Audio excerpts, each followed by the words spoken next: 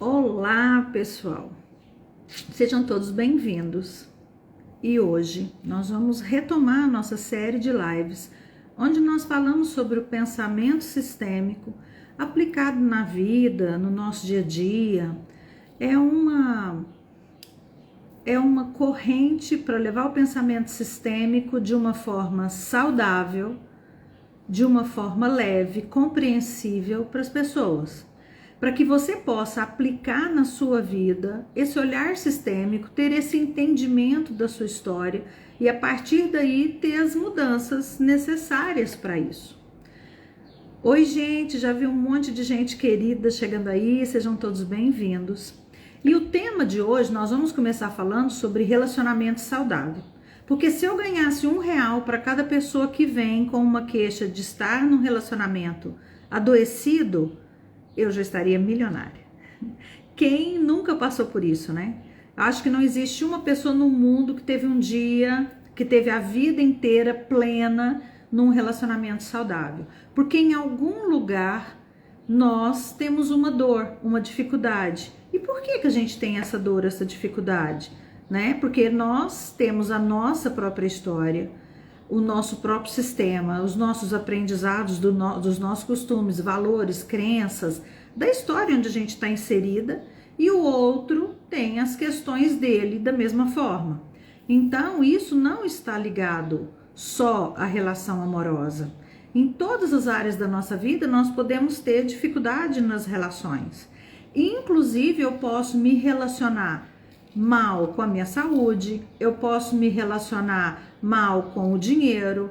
A minha dificuldade de relacionamento, ela não é só ligada a duas pessoas, uma relação entre duas pessoas, né? Independente do nível dessa relação, se é profissional, se é amorosa, se é familiar, uma relação de amizade, independente. Essa questão relacional, ela traz adoecimentos e eu convido vocês a ficarem comigo hoje, porque nós temos aí 30 minutos de conversa e todos os dias não, de segunda a sexta, eu vou estar aqui às 11h30 falando sobre temas diferentes a cada dia, mas que vão conversando entre si sobre essas dinâmicas da nossa vida. E hoje então nós vamos falar sobre relação saudável, por que eu não consigo ter uma relação saudável, bem-vinda Leia. Por que eu não consigo ter uma relação saudável? E eu vou construir esse olhar para relacionamentos hoje, amanhã e sexta-feira, né? Espero ter aí 3 dias dentro desse tema. Gratidão, querida.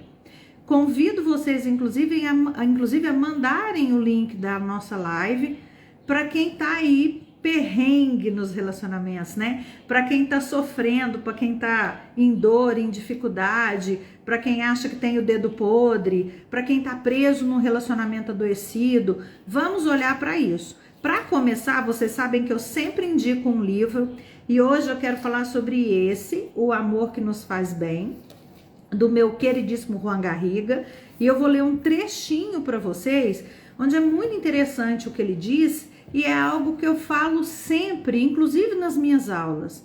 Só o amor, gente, não é suficiente. Eu posso amar sim uma pessoa e não conseguir ficar numa relação com ela. Porque tem N outros fatores que influenciam as minhas relações. Inclusive aquilo que eu aprendi no meu próprio sistema, aquilo que eu passei na minha própria vida e as minhas dinâmicas de troca. Nós já vamos falar sobre isso, mas eu quero ler para vocês esse trechinho e depois eu vou colocar lá no Stories a foto desse livro com as informações, porque quem sabe a gente vai criando aí uma biblioteca, né, sistêmica, para que vocês possam ter todo esse conteúdo riquíssimo dos pensadores sistêmicos, e não só sistêmicos, porque eu também trago livros variados, né? Todo mundo sabe que eu gosto muito de ler e sempre indico as coisas que eu li e gostei.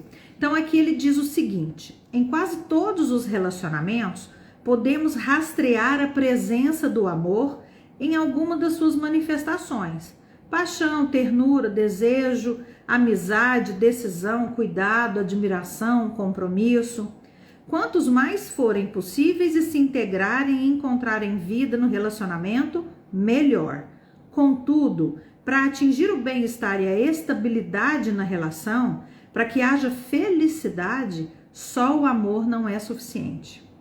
De fato, a maioria dos casais se separa apesar do amor, apesar de se quererem, pois acontece de não encontrarem maneiras de administrar seu amor de maneira que resulte em felicidade. Então, é possível a gente amar e ser infeliz ao mesmo tempo, hein? Muitos assuntos influenciam nisso. Caminhos pessoais legítimos, mas divergentes, destinos muito definidos em um dos dois ou em ambos, por exemplo, possuir algum talento ou sentir que se tem uma missão pessoal, pautas de relação tortuosas e estilos afetivos conflitantes, limites e implicações na alma das famílias originais, vínculos anteriores que enfraquecem, modelos de relacionamento de nossos antecessores que continuamos imitando, mesmo que eles já não sirvam, fatos sobre o companheiro que ainda não se conseguiu integrar, etc. Ou seja, não adianta só ter o amor. Eu preciso ter uma série de outras coisas que vão se encaixando como um quebra-cabeça. E se eu não conseguir encaixar essas peças na minha história, quantas vezes, gente, por exemplo, a gente vê uma notícia de um casal famoso que terminou porque os projetos pessoais não estavam permitindo que eles seguissem juntos. Porque colocam assim na justificativa uma questão de agenda. Às vezes nós pensamos, nossa, mas será que não dava para arrumar essa agenda? Às vezes não dá. Não tem como uma pessoa entrar em congruência numa relação se o outro tiver uma vida muito divergente da sua. E não adianta também você ficar imaginando, eu vou mudar o outro ou eu vou me mudar. Porque aquele que abre mão de si para caber na relação do outro, essa conta vai chegar. Mais cedo ou mais tarde, essa conta vai chegar. Vai chegar como uma mágoa, vai chegar como um sentimento de não reconhecimento pelas coisas das quais abriu mão. Mesmo que de uma forma inconsciente, esse incômodozinho fica na alma da gente como uma dorzinha, sabe? Uma coisinha que às vezes eu não sei nem explicar, mas está ali. Bom, como eu disse para vocês, hoje nós vamos começar falando sobre o livro chama O Amor que Nos Faz Bem. Eu vou depois colocar a foto dele lá no Stories como indicação e vou criar um destaquezinho também falando sobre a nossa biblioteca de indicações, tá? Acho que vai ser legal construirmos essas indicações literárias, porque, gente, se tem uma coisa que eu aprendi na minha vida, a única coisa que ninguém nos tira é o conhecimento que nós temos. Então agarre no seu conhecimento, segure as oportunidades de aprender. Hoje a gente tem tantas possibilidades, né? Tantos canais com ensinamentos gratuitos. Eu aqui mesmo nesses 30 minutos espero entregar para vocês um conteúdo de verdade.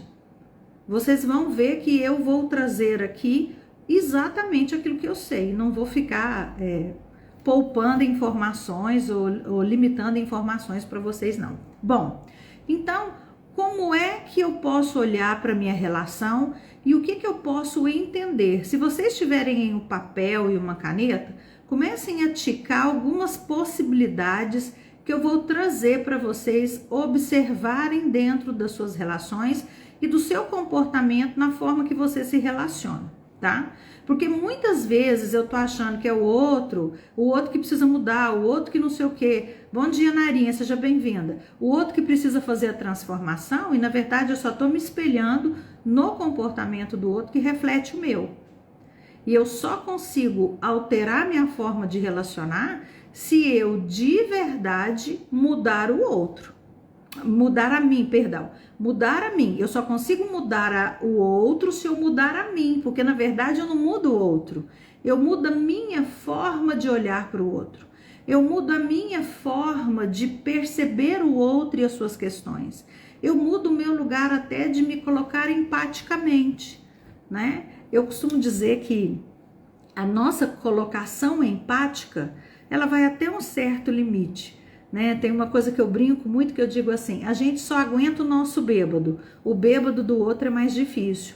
Então eu tenho um limite para aquilo que eu aceito. Mesmo que eu me posicione como alguém extremamente empático, vai chegar numa hora que eu vou ter um limite para dar um passo para além disso. Então eu preciso entender se esse limite é um limite ultrapassável. Para mim, se tá ok eu ultrapassar essa barreira dentro da minha jornada do herói e da heroína, ou se aquele realmente é um limite que eu não quero ultrapassar. E tá tudo certo se eu vou, se eu não vou. Eu só preciso estar feliz, indo ou não. Né? Todo o nosso movimento precisa ser um movimento de leveza. Uma coisa que eu bato muito forte é que quando eu estou no meu lugar, exercendo a minha função, conforme a minha idade, dentro da posição que eu tenho na minha vida, se eu tô nesse lugarzinho certinho, gente, eu tô leve. Se vocês estão sentindo algum peso, pode verificar no seu entorno que você tá fora do seu lugar.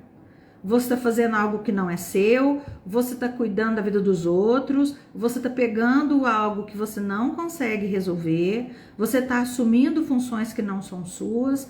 Pode prestar atenção nisso, tá? Mas vamos lá. O que é possível estar interferindo na minha forma de relacionar, que está fazendo com que meu relacionamento seja adoecido e não saudável?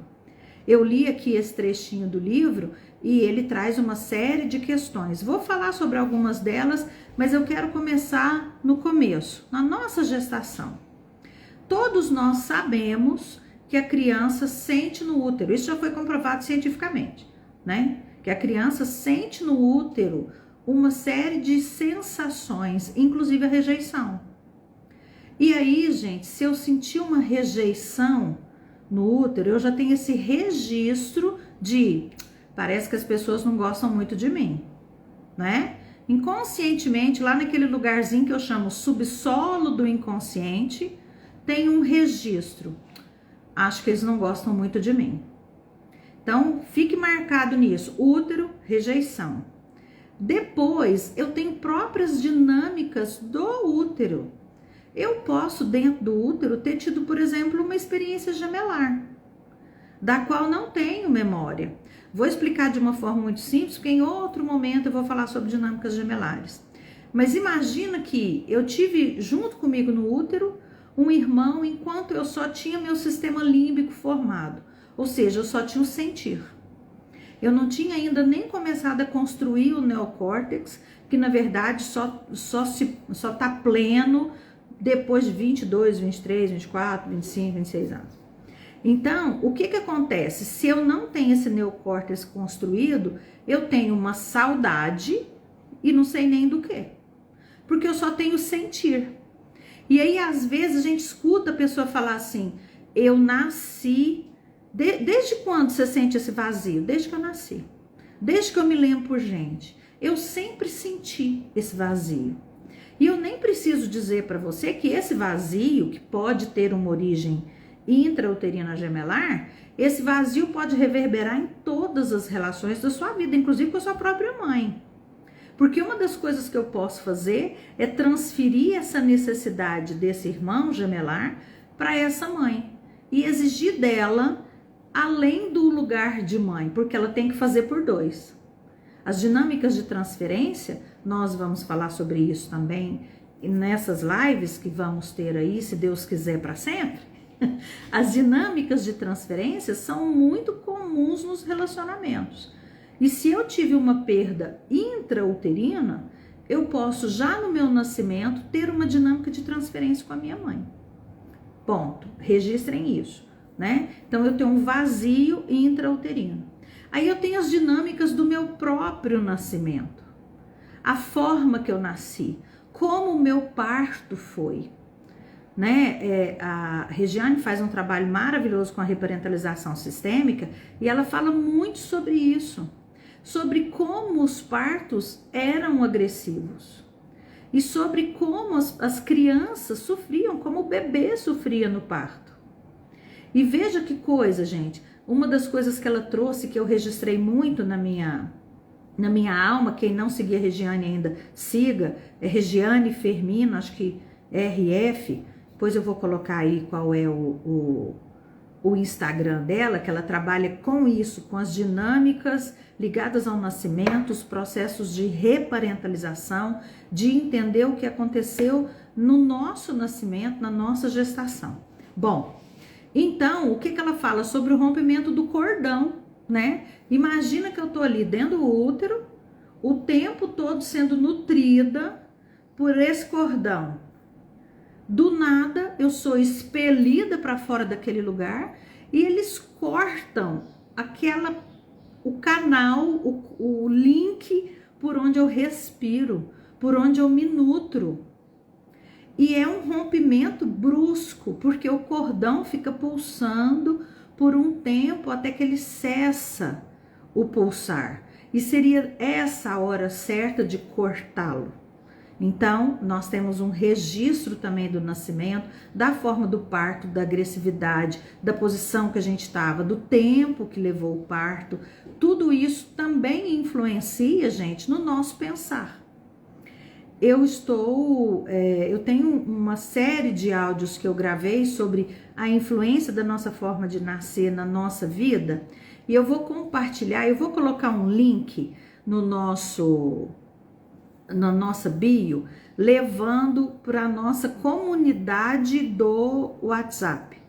Eu acabei de construir essa comunidade, ainda nem divulguei, vou colocar lá e aí vou divulgar e compartilhar esse material nessa que eu falo aqui nas lives, nessa comunidade do WhatsApp, porque eu acredito que aí fica tudo concentrado num único lugar. Bom, então a gente tem essa dinâmica do nascer. E aí eu nasci. O que aconteceu comigo? Bom, eu posso ter tido um adoecimento qualquer, eu posso ter chegado mais cedo, eu posso ter ficado na incubadora, internado de alguma forma. Minha mãe pode não ter tido leite, ter tido depressão pós-parto, ter tido um problema grave no parto, se distanciou de mim. Eu posso ter tido um movimento de desconexão brusca com a minha mãe sem explicação. Ali eu tenho um registro de abandono. E ali eu tenho um registro ali eu começo a ter um registro de uma dinâmica que a gente pode ter, inclusive ao longo da vida, até o começo da adolescência, do movimento interrompido em direção à mãe, que também pode acontecer em direção ao pai, e eu vou fazer uma live falando especificamente sobre isso, tá? Eu tô pincelando aqui alguns temas para vocês entenderem que não é tão simples eu pegar uma frase e falar: problemas de relacionamento estão ligados a isso. Porque pode ser absolutamente tudo que interfere na sua forma de se relacionar. Então aqui eu já tenho duas feridas, rejeição e abandono, fora essa dinâmica dessa perda intrauterina, do meu processo do nascimento e do movimento interrompido. Tá, estou na vida. Dentro do meu relacionamento, ali no meu núcleo familiar com mãe, pai e irmãos, eu já posso ter também uma sequência de situações até os meus 3, 4 anos.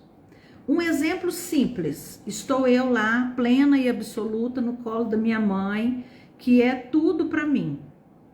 Aí a minha mãe engravida.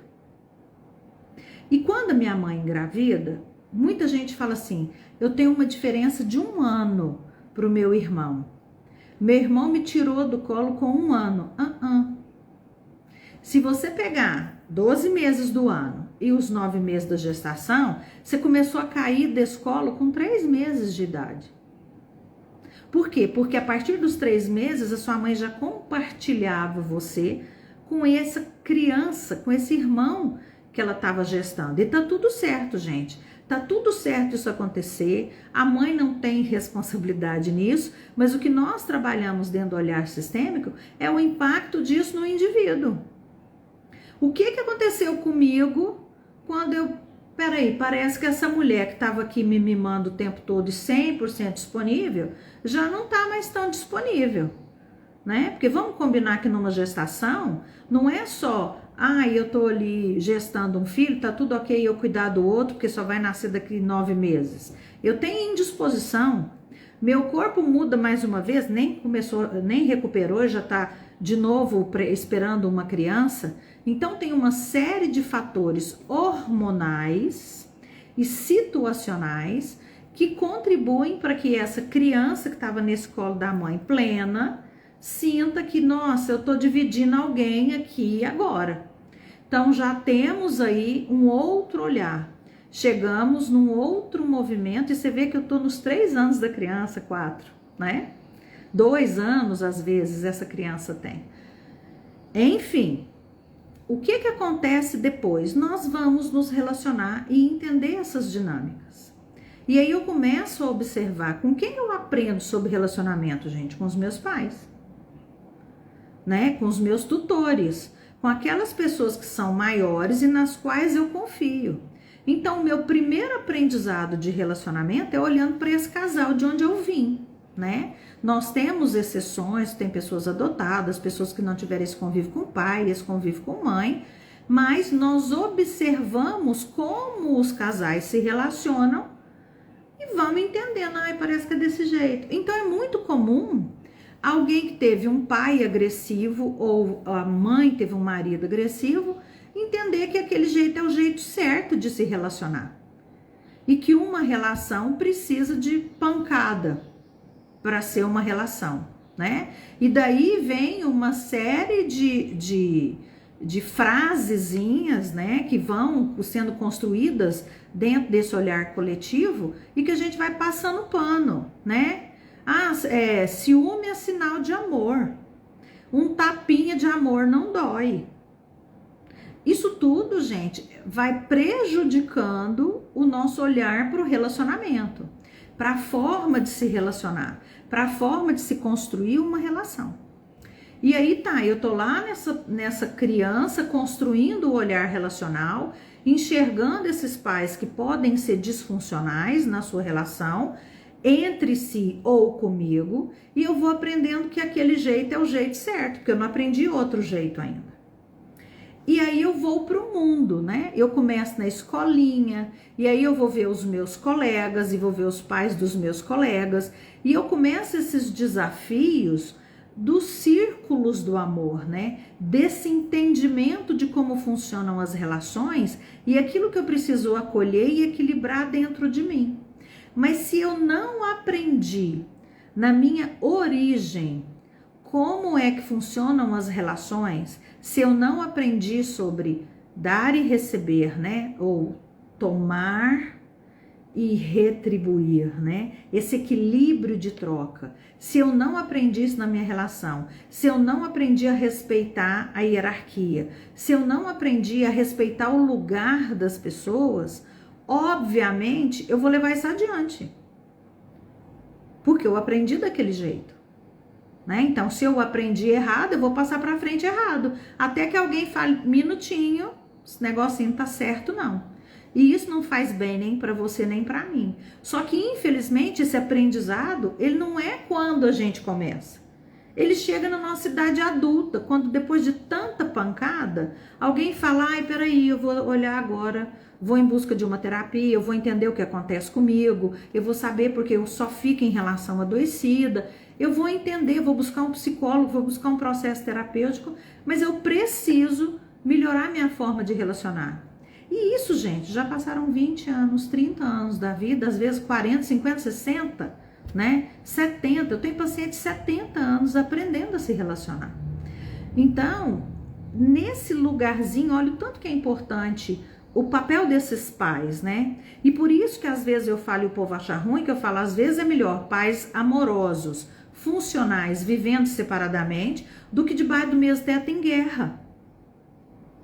Né? De que adianta você viver debaixo de guerra? Você vai aprender isso, né? Você vai fazer esse movimento de aprender isso. Bom, então aprendi, fui para as minhas relações. Se eu sinto um vazio lá no meu lar de origem, eu vou projetar Oi, Ruth, bom dia. Eu vou projetar isso, gente, para fora. E aí eu vou projetar para o meu próximo parceiro, eu vou projetar para o meu professor, eu vou projetar para minha professora, para o meu líder espiritual, eu vou fazer uma transferência, né? Ou seja, não, o meu pai faltou, mas eu tenho aqui o pai da minha amiga. Ah, mas eu tenho aqui o meu professor, eu tenho aqui o padre, o pastor, o pai de santo, eu tenho alguém, o meu chefe, que vai para esse lugar. E aí, se eu pego nas minhas relações que deveriam ser de equilíbrio e transfiro alguém que hierarquicamente é acima de mim, quando eu faço essa transferência, eu arrebento com a minha relação. Porque se eu transferir o meu pai para o meu marido, você entende que eu posso vir a aceitar coisas desse marido que eu aceitaria do meu pai, mas não aceitaria de um igual? Mas como eu fiz essa transferência, eu posso estar nesse BO. Do mesmo jeito que eu posso ter uma agressividade com o meu marido ou meu relacionamento ou namorado de uma forma injustificada, porque justamente porque eu transferi esse pai. Então eu não posso descontar no meu pai, mas eu posso descontar no meu parceiro, que é muito parecido com o meu pai. Então eu posso fazer esse movimento. Assim como eu também posso buscar parceiros semelhantes ao meu pai para ser leal à minha mãe. Eu já escrevi até sobre um caso de uma cliente que eu atendi que ela não aceitava o marido fazer nenhum tipo de gesto amoroso com ela perto da mãe, porque a mãe tinha sofrido muito no casamento e ela se sentia envergonhada da mãe ver que ela era feliz. Gente, ao nível disso. Mas entende onde a nossa mente chega?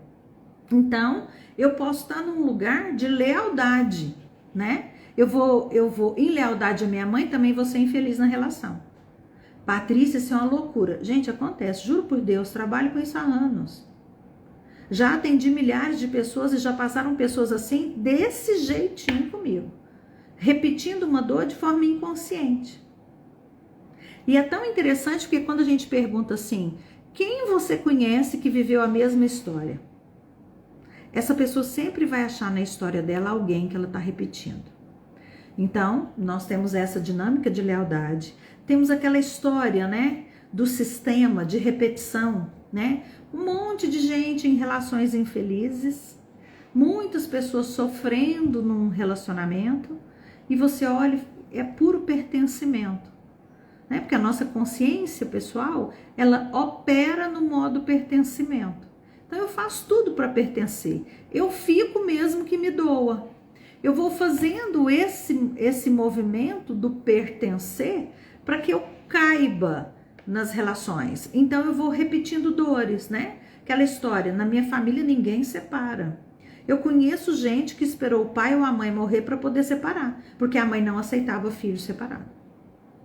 Então vai ficando na dor em lealdade, em respeito, né, em dinâmicas de repetição. Nós fazemos esse movimento. Assim como também fazemos o movimento de buscar o nosso pai para que esse pai faça para que essa pessoa o pai venha de volta.